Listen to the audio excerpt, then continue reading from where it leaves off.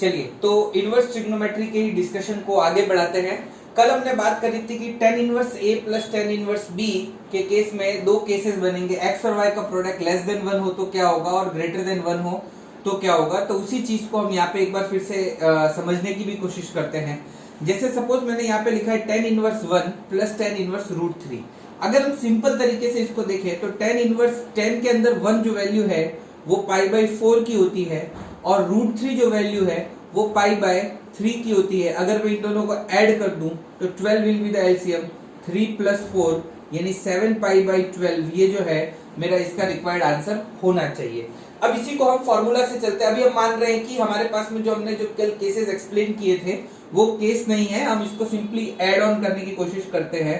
तो हमारा जो फॉर्मूला हो जाएगा वो tan inverse a plus B upon 1 minus a into B या x इंटू वाई यानी कि रूट 3।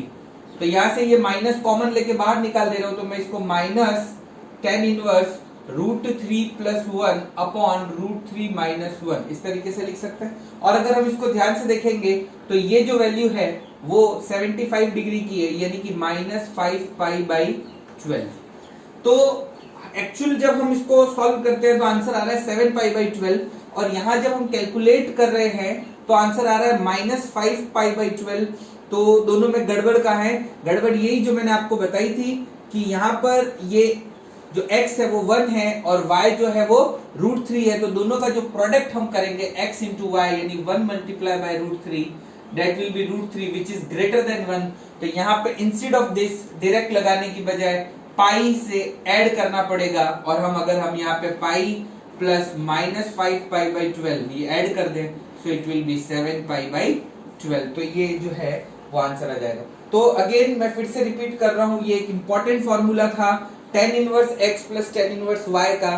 तो वहां पर आपको अप्लाई करते वक्त एक ही चीज ध्यान रखनी है, ये जो x और y है इन दोनों का जो प्रोडक्ट है that must be less than 1।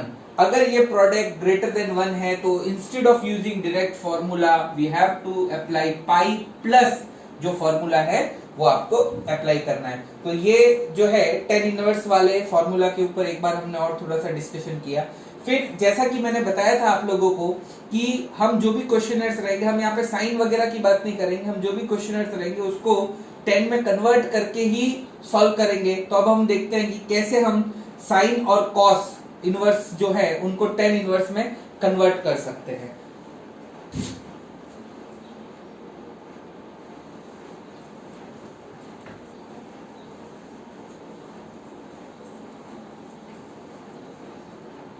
तो मेरा जो नेक्स्ट टॉपिक है वो है कन्वर्जन ऑफ साइन इनवर्स और cos inverse into tan inverse. तो फंडा जो है अपना वही रहेगा, फंडे में अपन को कोई चेंज नहीं करना है। जो अपन साइन कॉस को tan में किस तरीके से कन्वर्ट करते थे, जैसे लेट्स सपोज मुझे दिया हुआ है sine inverse a divided by b। तो हमें क्या करना है, इसको हम मान लेते हैं थीटा, मान लेते हैं ये क्या है थीटा। तो यहां से a upon b will be equal to sine theta. अगर यहाँ पे हमारे पास साइन थीटा का वैल्यू है तो हम उसको एक राइट एंगल ट्रायंगल में प्लॉट कर सकते हैं। साइन जो होता है opposite upon hypotenuse, so it will be a it will be b। तो ये हम निकालेंगे तो under root B square minus a square. इसी तरीके से अगर कॉस इनवर्स दिया हुआ हो तो हम कॉस के केस में ये a हो जाएगा ये b हो जाएगा, तो this will be under root B square minus a square. तो यहां से tan थीटा अगर हम निकालने की कोशिश करें तो it will be this divided by this opposite upon adjacent side, so a upon under root B square minus a square. या थीटा जो कि sine inverse a by b था that will be equal to tan inverse a upon under root b square minus a square. तो इस तरीके से अपन tan theta में कन्वर्ट कर सकते हैं साइन थीटा को। साइन इनवर्स अगर दिया हुआ होगा तो उसको हम tan इनवर्स में कन्वर्ट कर सकते हैं। सिमिलरली कॉस इनवर्स भी जो दिया हुआ है उसको भी अपन इसी तरीके से tan इनवर्स में कन्वर्ट कर सकते हैं। जैसे ही हम tan इनवर्स में कन्वर्ट कर लेंगे उसके बाद जो हम फॉर्मूला है वो tan वाला ही अप्लाई कर देंगे। tan वाले फॉर्मूला की दोनों कंडीशन भी हमको पता है, tan inverse a plus tan inverse b में क्या करते हैं और a माइनस b में क्या करते हैं। तो वो दोनों फॉर्मूला जो है वो यूज करके हम आगे प्रोसीड कर सकते हैं। ये चीज हम इसलिए कर रहे हैं, हालांकि साइन इनवर्स और कॉस इनवर्स में भी फॉर्मूले होते हैं, लेकिन ये चीज हम इसलिए करते हैं कि इससे अब हमें और ज्यादा फॉर्मूला याद रखने की जरूरत ना पड़े, केवल एक tan इनवर्स वाले फॉर्मूला से ही हमारे सारे क्वेश्चनर्स जो है वो सॉर्ट आउट हो सकते हैं।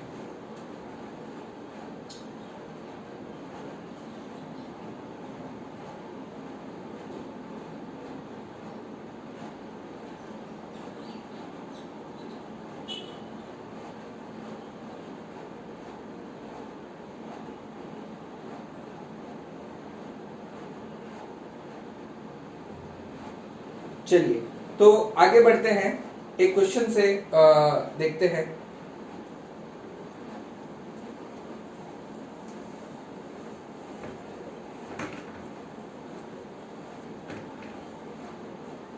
तो क्वेश्चन है,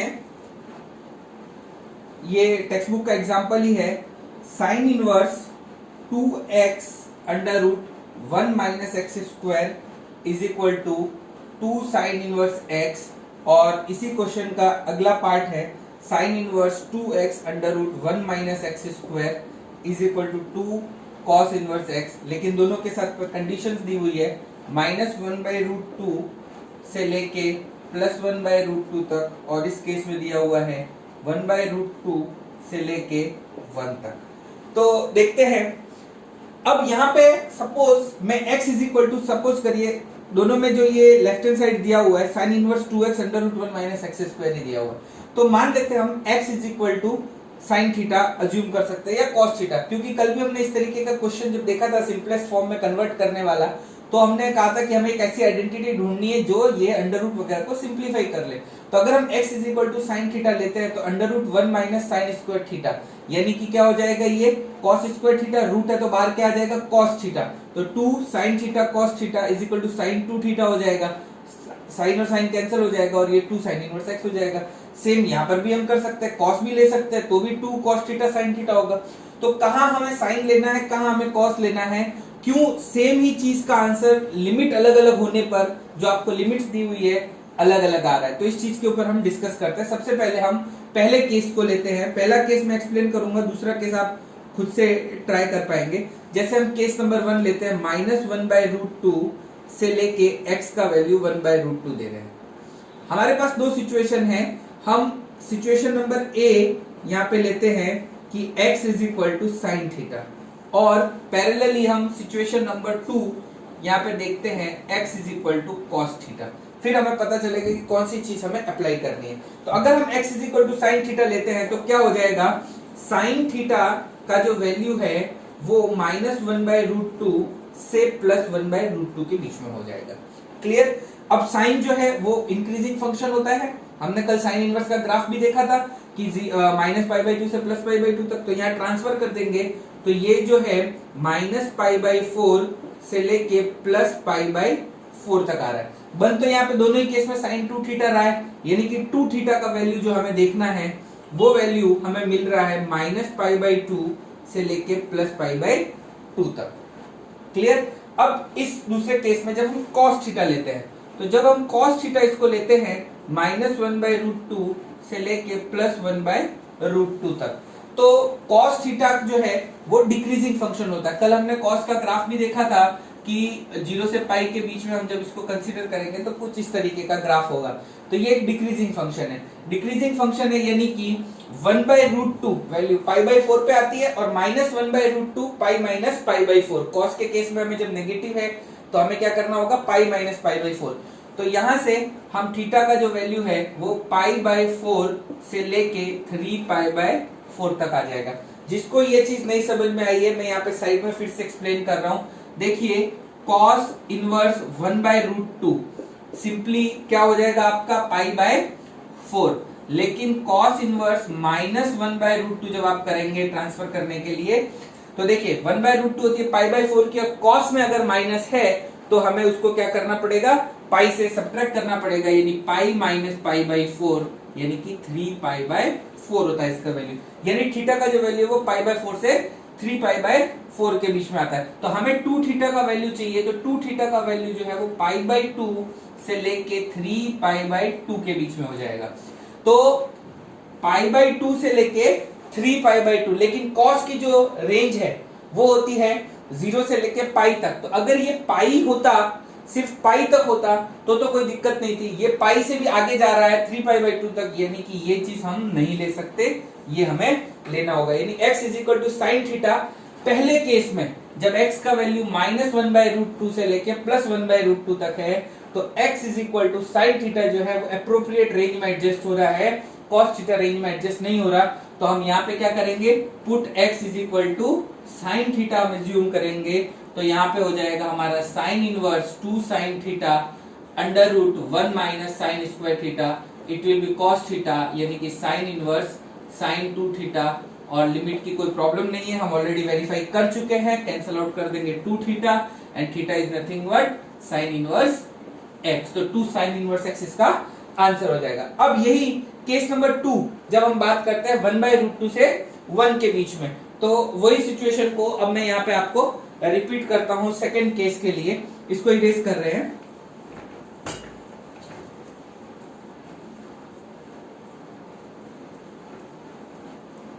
तो जब हम सेकंड केस लेंगे, x जो है वो 1/√2 से लेके 1 तक, केस नंबर 2, अगेन हमारे पास दो सिचुएशन है। सिचुएशन नंबर ए, हम x is equal to sine theta भी ले सकते हैं, एंड सिचुएशन नंबर बी, हम x is equal to cos theta भी ले सकते हैं। तो जब भी हम इसको साइन थीटा या कॉस थीटा दोनों में से कोई भी दोनों सिचुएशंस को हम चेकआउट करते हैं, तो मान लेते हैं साइन थीटा जो है वो 1/√2 से लेके 1 के बीच में है। ट्रांसफर करेंगे तो थीटा का जो वैल्यू है 1/√2 यानी कि π/4 से लेके π/2, और हमें 2 थीटा का वैल्यू देखना है π/2 से लेके पाई के बीच में। देखिए साइन थीटा रेंज के बाहर जा रहा है, साइन थीटा की जो मैक्सिमम रेंज है -π/2 से +π/2, ये जा रहा है π/2 से पाई, यानी कि ये एक्सीड कर रहा है, तो ये चीज हम नहीं ले सकते। यही चीज हम कॉस के लिए चेक करते हैं, वेरीफाई कर लेते हैं।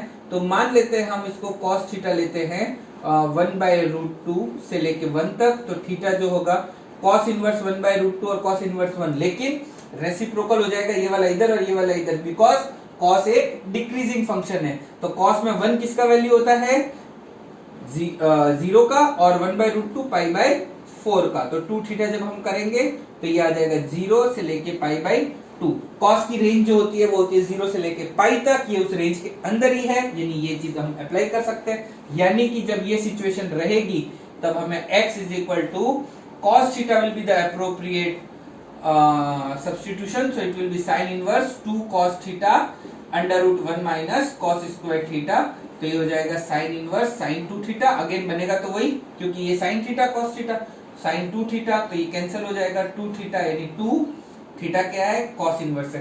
तो डिपेंडिंग अपॉन लिमिट जो आपको दी हुई है, तो लिमिट का रोल, अगर सपोज करिए कि आपको क्वेश्चन में लिमिट नहीं दी हुई है तो हम ये मान के चलेंगे आप साइन थीटा लो चाहे cos थीटा, दोनों ही ट्रू हैं।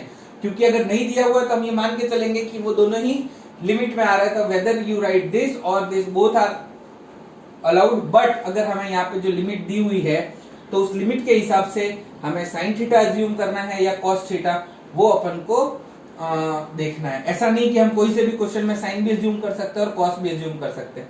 तो इस तरीके से कैसे हम इसको सिंपलेस्ट फॉर्म में कन्वर्ट करते हैं, तो सिंपलेस्ट फॉर्म में कन्वर्ट करते समय दो बातों का, अगेन कल भी हमने सिंपलेस्ट फॉर्म के दो क्वेश्चन देखे थे, ये फिर एक क्वेश्चन हम सिंपलेस्ट फॉर्म में कन्वर्ट करने का देख रहे हैं। तो सिंपलेस्ट फॉर्म में जब भी हम कन्वर्ट करेंगे तो कन्वर्ट करने के से पहले दो चीजें आपको ध्यान में रखनी है। पहली चीज कि हम सब्स्टिट्यूशन क्या लें, सब्स्टिट्यूशन क्या लें मतलब कौन सी आइडेंटिटी ऐसी है जो उसको सिंप्लीफाई कर पाएगी, और उसके लिए आपको ट्रिग्नोमेट्री के जो फॉर्मूले हैं वो देखने हैं।